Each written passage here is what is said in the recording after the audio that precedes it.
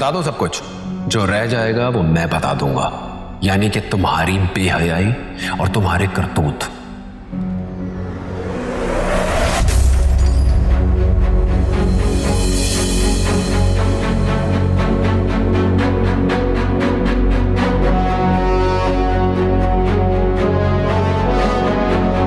ये ग्लास क्यों तोड़ा तुमने? मेरी मर्जी, फांसी दे दे आप मुझे इस बात पे। दिमाग खराब तो नहीं हो गया तुम्हारा? हाँ हो गया दिमाग खराब। इस घर में कोई नॉर्मल रह सकता है? पागल हो गई हो। एक तो बदतमीजी करती हो, ऊपर से ढिठाई दिखा रही हो। आपको तो सिर्फ इस ग्लास टूटने की फिक्र है, मेरी तो कोई परवाह ही नहीं है। कैसे परवाह करूं मैं तुम्हारी? तुम्हें किसी और की परवाह है? हाँ नहीं है, सारी परवाह तो आपकी इस बेटी को है ना। हाँ है इसे परवाह सबकी, क्योंकि ये तुम्हारी तरह खुदगर्ज नहीं है, बल्कि तुम सबका एहसास करती है, उल्टा अपनी खुशियों की कुर्बानी देती है तुम लोगों के लिए। हमारे सर पर मुश्किलों का पहाड़ तोड़कर ये अपनी जान बचा के भाग रही है।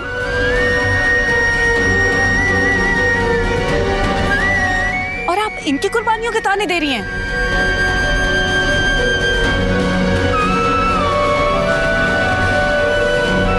दे रहा फिर कुर्बानी, करे साकिब से शादी।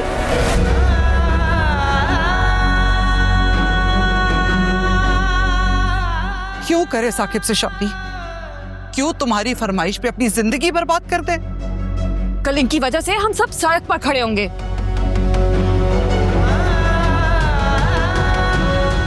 मैं वादा करती हूँ मैं साकिब के पैसे दे दूंगी। आपने पहले भी बहुत वादे किए हैं कि मेरी और साइम की एजुकेशन कंप्लीट करेंगी, वो तो आपसे हुआ नहीं, और क्या ही करेंगी आप? अब वो और क्या करे आयमा, बोलो। सब कुछ तो करने की कोशिश करती है। आयमा सारी जिंदगी का ठेका नहीं उठा रखा तुम लोगों की जिम्मेदारियों का इसने। जाओ जाके अपने बाप से कहो ना, उसका काम है, उसका फर्ज बनता है तुम लोगों की जिम्मेदारियां पूरी करना, ये छत कायम रखना। लेकिन नहीं, उसे क्या परवाह है।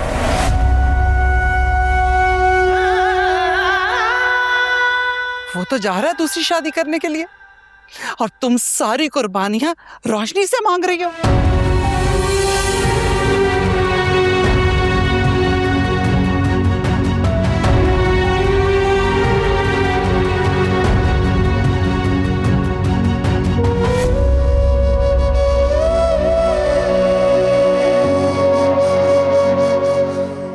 करें अम्मी, आते हैं अपने आप को इतनी हैसियत ये सोच सोच के।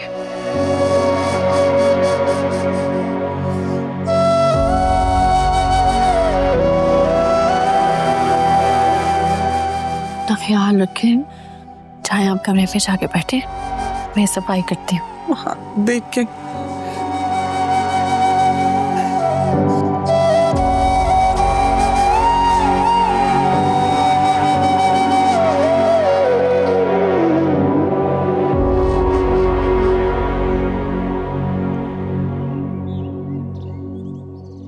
बस बस बस बस बस बस बस। कितने बस?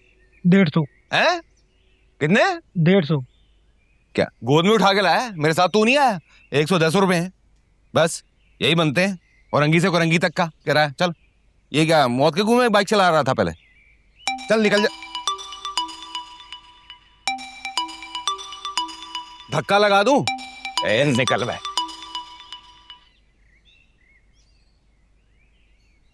हेलो, हाँ तुम कराची वापस आए? अभी तक वहीं हो? अरे नीलूजान, कहाँ? अभी यहाँ काम ही नहीं पूरा हो रहा। अरे तुम्हें पता है ना मैं परेशान हूँ। क्यों? क्या हुआ? सब खैरियत? क्या मतलब क्या हुआ? तुम्हें बताया नहीं था कि साकिब भाई को पुलिस लेके गई है? ओहो, साकिब अभी तक घर वापस ही नहीं आया है? क्या मतलब कैसे आएंगे वो वापस? उनकी जमानत नहीं हुई भाई। लो, अरे मैं समझ रहा था कि साकिब तो घर आ गया होगा। 3 दिन हो गए मेरी साकिब भाई से कोई बात नहीं हुई है। मुझे तो ये भी नहीं पता कि वो कौन से थाने में, और तो और उनके वकील का नंबर नहीं है मेरे पास। मैं तो बस सिर्फ तुम्हारा इंतजार कर रही हूँ इस वक्त। अरे नीलमा, मैं वापस कैसे आऊं? अरे तुम्हारी जिम्मेदारी ही है, उसी को निभाने के लिए कोशिश कर रहा हूँ ना। अरे मेरा तो काम यहाँ पे। क्या मतलब काम? छोड़ छाड़ के काम वापस आओ फौरन। अरे नीलमा, मेरे पास तो 1 रुपया नहीं है भाई, मैं वापस कैसे आऊं? अरे पैसे होंगे तो तुम होगी तो मैं होऊंगा। मैं भी किस फारिग इंसान के साथ पूरी जिंदगी गुजारने का फैसला कर रही हूँ, जिसके पास लाहौर से कराची आने तक का किराया नहीं है। ठीक कहते हैं साकिब भाई। क्या कहता है मेरे बारे में? यही कि तुम जैसे कंगले इंसान के साथ मुझे शादी नहीं करनी चाहिए। तुम एक बेकार और घटिया इंसान हो। तो ये राय है साकिब की मेरे बारे में। इसको तो इसकी औकात अब मैं बताऊंगा। 17 साल मजीद थाने में 2-4 दिन। हेलो, कहाँ खो गए हो? हाँ, हेलो, हाँ बोलो। क्या बोलूं मैंने जो बोलना था वो मैंने बोल दिया। नीलो जान, जो तुमने बोला मैंने सुन लिया, लेकिन अभी वापस नहीं आ सकता। अरे तुम्हारी मोहब्बत के हाथों मजबूर हूँ। मेहनत करूंगा, मैं मर जाऊंगा, मेहनत करूंगा, मैं कुछ भी करूंगा, तुम्हें हासिल करूंगा। हेलो, इसकी तो साकिब हल्का लग रहा मुझे। ये क्या? फोन काट दिया इसने? ये कितना ज्यादा बदल गया यार।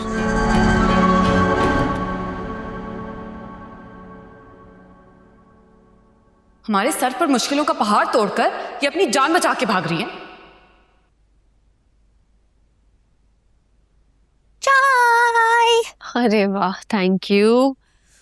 गरम गरम हाजिर।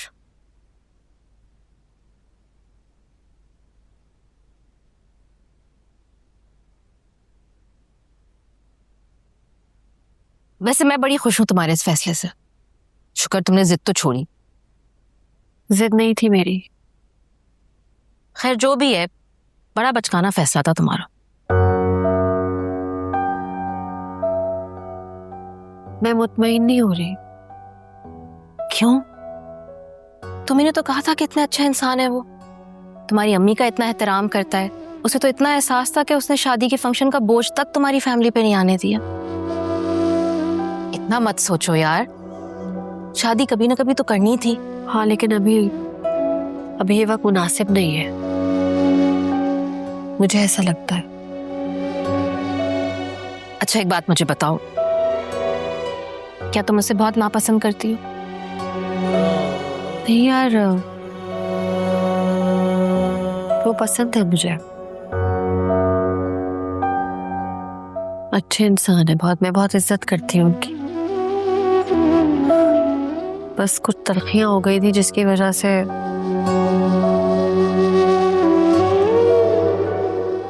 यार आयमा कहती है कि मैं खुद गर्ज हूं। मैं सिर्फ अपना सोच रही हूँ। बताओ, क्या मैं सिर्फ अपना सोचती हूँ? मैं बहुत हर्ट हूँ उसकी इस बात से, और मुझे उसकी वजह से गिल्ट हो रही है। मैं तो हमेशा अपनी फैमिली का सोचती हूँ यार। आयमा खुद इतनी खुद गर्ज है यार। मैं तुम्हारी और तुम्हारी फैमिली की नफ्सियात से अच्छी तरह वाकिफ हूं, तो प्लीज आयमा की तो मुझसे बात ही मत करो। आयमा कह रही।